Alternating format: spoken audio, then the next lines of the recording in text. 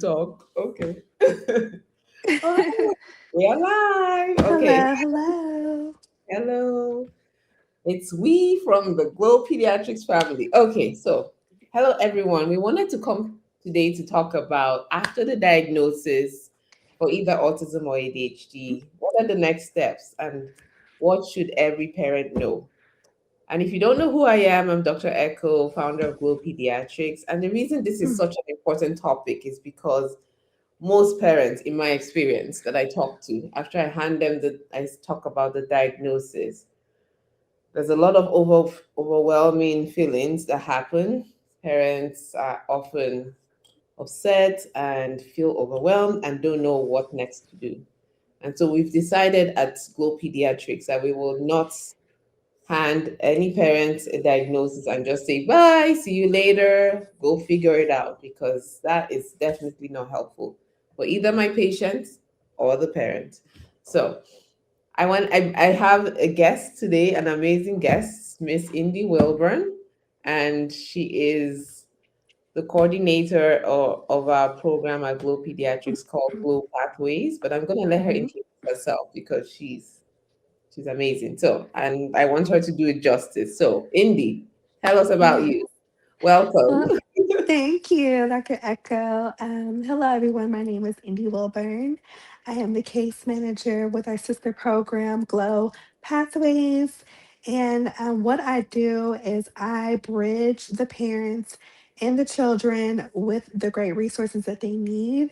A lot of times, when we find out the diagnosis of our children, there's just a disconnect. There's no information provided to us.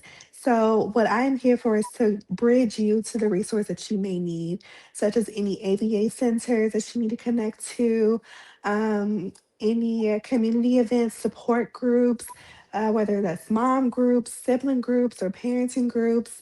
And I also should assist you with applying with any SSI applications. With and also any TEFRA waivers that you may be able to be eligible for, or any scholarships or grants that's out there to help support our children in need. I think that's very important to just stay connected with the resources that we have so we can have the best success for our children. And also, I do eventually, I will be an advocate within the schools implementing IEP plans. And what that looks like is setting up success goals for our children within the schools so they're no longer getting kicked out, but our faculty within the schools are working with our children to see them succeed and understanding their behaviors and not a disability, but helping them with their differences. So that way they're not looked down upon, but they are, blended within their classroom and within their school so they feel supported. Yes, thank you. Thank you for that. So how did you end up doing this? Like, what led you into wanting to advocate for parents and their children after a diagnosis, or I mean, just in general? Well, it's a long story, but my daughter was diagnosed with autism officially November of 2025. Um, but prior to that, we had concerns with the doctor. She was in speech therapy, but we didn't have it officially diagnosed until last year. So when I found out as a mom of a child with autism, I didn't have that resource provider to help me on the next steps of what I needed to do.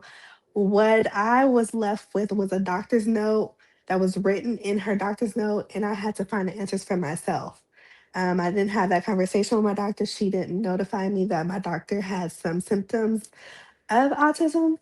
So, what I did is that I took initiative and I found the resources myself. And a lot of times, parents don't even do that because they just don't know what to do. So, being an advocate for her within her school and her therapy sessions is what really molded me into this role. I feel like I would like to eventually legislate for our children and change some laws out there for autistic children. And honestly, it's my daughter what led me to this role. I have a background in social work, but it was completely different. But I would have to say my daughter is what led me here. Okay, wonderful. Mhm. So, how did finding out what resources are available for you, how did that help with your everyday life, and how did that help with your family? Like, what difference did it make for your family? Well, the difference it made is her progression within her speech. So once I found the speech therapy, she was able to start building on every word that she learned. It helped me to help understand her behavior, such as her tantrums and um, just the behavior she was having. So it helped me have more of an understanding, and it gave me just a roadmap on how to guide her and raise her as an autistic child. Okay. So, parents listening are saying, "Yeah, I feel like I'm in that same boat. I'm overwhelmed. I don't know where to even begin." What would you Mhm. say to that parent? Well, you can always start with me. I would love to for you all to book a session with me, so we can bridge that gap in, and I could give you some words of inspo. It's not just business; it is personal for me. So I could always give you some words of inspiration and some mommy tips if you may need. And I just want to, I could help you just get on board, whether if it's financial gaps that you need to close, if you need any support groups, anything of that nature. I assure you that I'll be able to help you find the perfect needs that you may need for you and your child. Yes.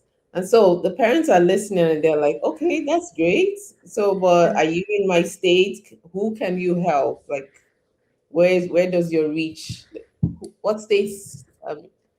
Yes, what states? What parents in what states can you help?" Is what I'm trying okay. to. Well, we are a national program, but currently we work with 14 other states. Um, so that is Texas, Colorado, Oklahoma, Georgia, Maryland, I believe Minnesota, New York, um, New and so on Jersey, and so on. New Pennsylvania, Jersey, a yes, whole long list of them. So yes, this is where yes, you will find out. I just put our website in here. yes. Please refer to the website for the Yeah, advice.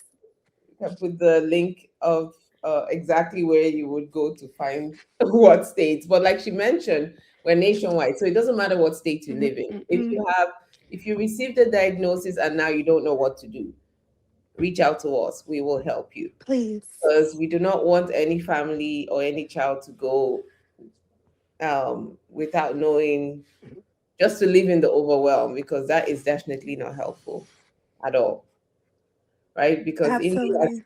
has described, you've described like what it felt like for you, not knowing what exactly to do next. So Yes, absolutely. And I'm really big about just because I'm not in the state that you may be in, I'm big on contacting the resources in that state that you may be located in and just conversing with the therapy providers out there or any support groups or camps, just so I could kind of give a more of a good feel for what they bring to the families, so that way, my recommendations are um, accurate for you as a family.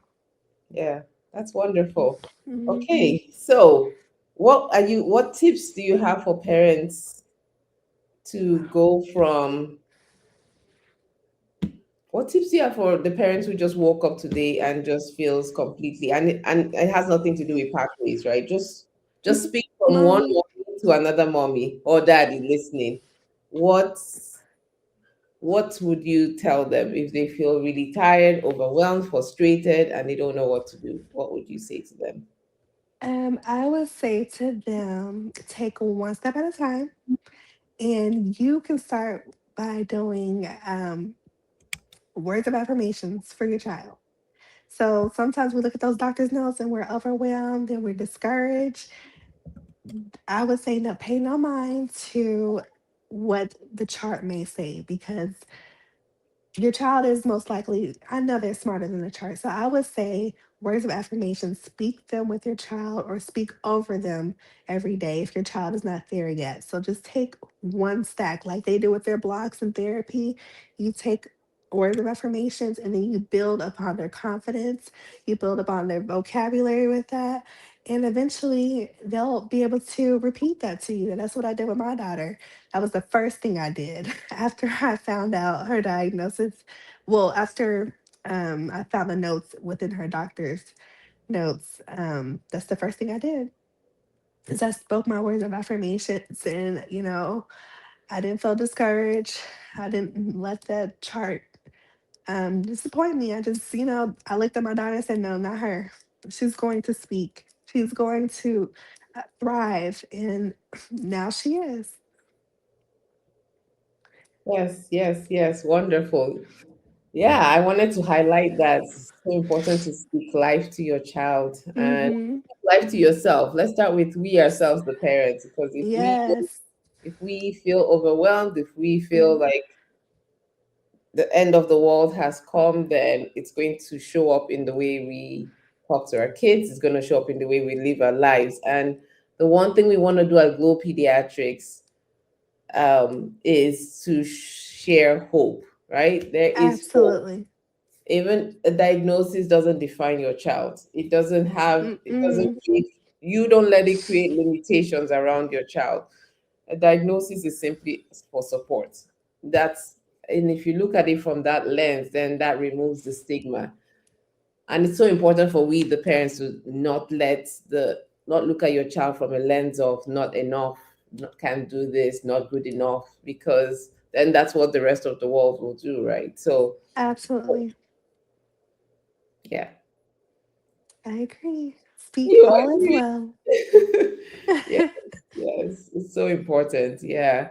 It And I is. know it's scary to hear the word that, but I've seen kids that when you make changes in their lives early in terms of um, nutritional support, environmental support, therapies, that the where their life goes is absolutely, I mean, nobody can dictate where your child and what your child is possible, what they can do. I tell parents every day, do not let anybody speak over your child or speak into your ears. If you hear it, tell them to just save their thoughts and leave you alone. Because it's so important to guard what how you perceive your child. Because Yes, anything is possible. So I it never is. never say, you never hear me when I give a diagnosis say, oh, your child will never speak, never talk, never walk. How am I supposed to know that? Because I'm not God. So there is no way anybody, if any medical person tells you your child cannot do this or that, it's not exactly true because things change. And once you put support Absolutely. in place early, there is no telling what your child is capable of. So Hmm. our job as parents is to become detectives of who our children are, figure out what their strengths are, and build on that. Right, That's Indy? it. Okay. Yes, absolutely. Building your children's strengths, work with them every day, count everything as a success goal for them. I don't care if it's from them drinking from a straw, and whether if they're pointing at a picture and they're not verbally talking yet. It just count everything and give. Also, I would recommend dedicating 30 minutes of playtime with you and your child, whether if you're talking, just writing a book, doing flashcards, or even going on a nature walk. That was one of the things I would used to do with my daughter. And she wasn't speaking yet, but I would say, "Look at that tree. Do you see a tree?" I would just talk to her. And whether you think it or not, they're listening. And eventually they'll look up and they're repeating exactly what you were saying when they were two. They retain them, those memories. So just dedicate that 30 minutes a day. That's one of the things I did do too as well.